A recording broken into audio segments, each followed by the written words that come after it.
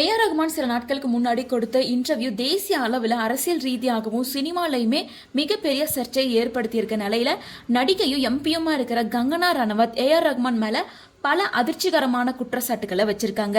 முன்னதா AR Rahman பிபிசிக்கு கொடுத்திருந்த இன்டர்வியூல என்ன பேசியிருக்காருன்னா, ஏஆர் ரகுமான் ரீசெண்ட் டைமா பாலிவுட்ல எந்த மூவிலையும் கமிட் ஆகிறதே இல்ல, அவருக்கு வாய்ப்பு கிடைக்கலையா அல்லது என்ன ப்ராப்ளம் அப்படின்னு சொல்லி அவர்கிட்ட கேட்கும்போது, பாலிவுட்ல இப்ப நிலைமை சரியில்லை, கடந்த 8 வருஷமா சினிமாவை எடுக்க தெரியாதவங்க கையில அதிகாரம் போயிடுச்சு, எனக்கு பட வாய்ப்பு குறையறதுக்கு மத ரீதியான காரணங்களா கூட இருக்கலாம்னு தோணுது, ஆனா அது நேரடியா என் முகத்துக்கு முன்னாடி நடக்கல, பின்னாடி யாரோ ஏதோ பேசிதான் வாய்ப்பு தடுக்கப்படுதுன்னு நான் கேள்விப்படுறேன். உதாரணத்துக்கு ஒரு படத்துக்கு என்ன கமிட் பண்ணிட்டு அப்புறம் எனக்கு தெரியாமலேயே ஒரு மியூசிக் கம்பெனி உள்ள புகுந்து 4-5 மியூசிக் டைரக்டரா மாத்திடுறாங்க. அப்புறம் சாவா படம் பத்தி சொல்லணும்னா அது கொஞ்சம் பிரிவினைய தூண்டுற மாதிரியான படம், அதை வச்சுதான் அந்த படம் காசு பண்ணுச்சு, அதுல வீரம் இருக்கிறதால நான் மியூசிக் பண்ண ஒத்துக்கிட்டேன். அதே சமயம் அந்த படத்துல வில்லன் கேரக்டர்ன்றாங்க, சுபான் அல்லா அப்படின்னு எல்லாம் பேசுறது எனக்கு ரொம்ப மொக்கையாகவும் பழசாவும் இருந்துச்சு. இந்தியா தான் என் வீடு, நான் யாரையும் புண்படுத்தணும்னு எதையுமே நான் சொல்லல அப்படின்னு சொல்லியிருக்காரு.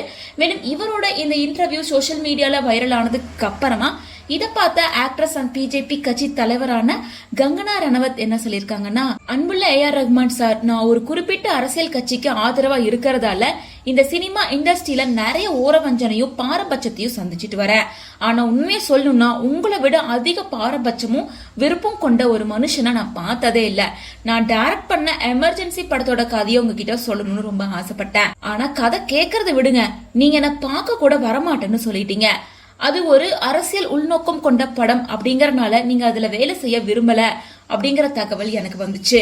ஆனா இப்போ என்ன ஆச்சு, எமர்ஜென்சி படத்தை எல்லா சினிமா விமர்சகர்களும் ஒரு மாஸ்டர் பீஸ், இது சிறந்த படைப்பு அப்படின்லாம் பாராட்டுறாங்க. ஆனா எதிர்கட்சி தலைவர்கள் கூட அந்த படம் ரொம்ப நேர்மையா இருக்கு, நல்லா இருக்குன்னு சொல்லி எனக்கு லெட்டர் எல்லாம் எழுதினாங்க. ஆனா நீங்க மட்டும் உங்க மனசுல இருக்க வெறுப்பால எதையுமே பார்க்க முடியாம கண்ணை மூடிட்டு போயிட்டு இருக்கீங்க.